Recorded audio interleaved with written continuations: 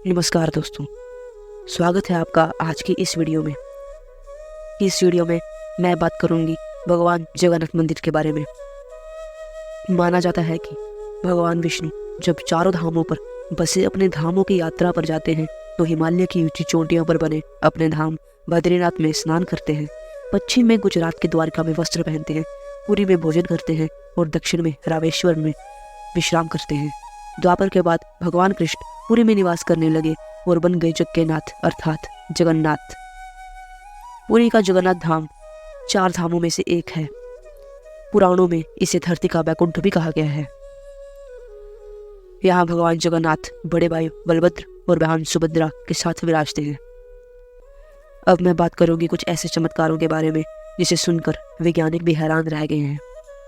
श्री जगन्नाथ मंदिर के ऊपर स्थापित लाल ध्वज सदैव हवा के विपरीत दिशा में ही लहराता है।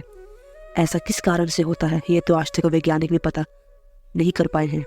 यह भी आश्चर्य है कि प्रतिदिन सायंकाल मंदिर के ऊपर स्थापित ध्वज को मानव द्वारा उल्टा चढ़कर बदला जाता है। ध्वज भी इतना भव्य है कि यह जब लहराता है तो इसे सब देखते ही रह जाते हैं।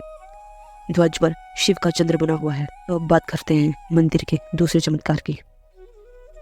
पुरी में किसी भी स्थान से आप मंदिर के शीर्ष पर लगे सुदर्शन चक्र को देखोगे तो वह आपको सदैव ही आपके सामने लगेगा। इसे नील चक्र भी कहते हैं। यह अष्टधातु से निर्मित है और अति पावन और पवित्र माना जाता है।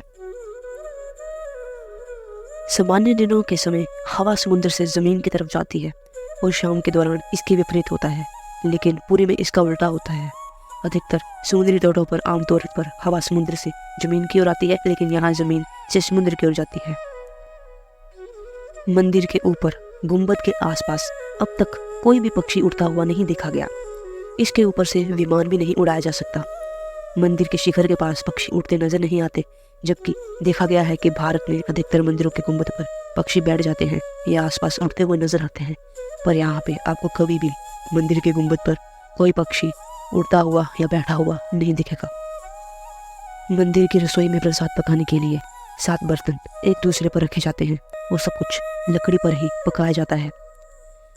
परंतु आश्चर्यजनक बात यह है कि जो सबसे ऊपर का बर्तन होता है उसमें रखा गया प्रसाद सबसे पहले पकता है, और जो सबसे नीचे का बर्तन है उसमें जो प्रसाद है वो सबसे आखिरी में पकता है।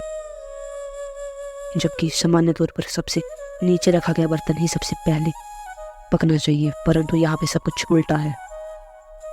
मंदिर के पास में ही समुद्र है, किंतु आप मंदिर के बाहर तो समुद्र की ध्वनि सुन सकते हो, लेकिन जैसे ही आप मंदिर के सिंह द्वार में पहला कदम प्रवेश करते हैं आपको समुद्र की लहरों की आवाज़ नहीं सुनाई देती। इसी तरह मंदिर के बाहर भी एक स्वर्ग द्वार है जहाँ पर मोक्ष प्राप्ति के लिए शव जलाए जाते हैं, लेकिन जब तक आप मंदिर में हो तब तक आपको इसकी गंध नहीं आएगी, लेकिन मंदिर से बाहर निकलोगे तभी आपको लाशों के जलने की गंध महसूस होगी।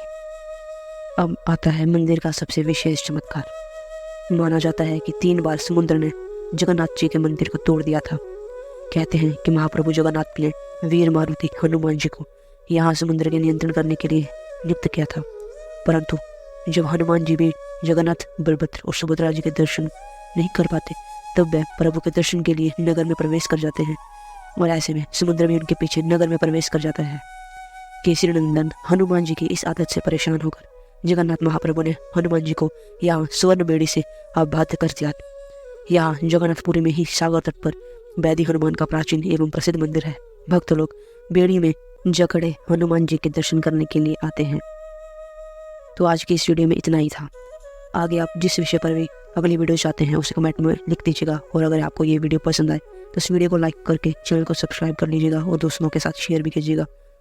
तो मिलते हैं ऐसी ही एक अगली वीडियो में जहाँ हम ऐसे ही एक रहस्यमय मंदिर के बारे में कुछ तथ्य जानेंगे। अगर वीडियो पसंद आए तो कमेंट में लिख दीजिएगा। जगन्नाथ महाप्रभु की जय।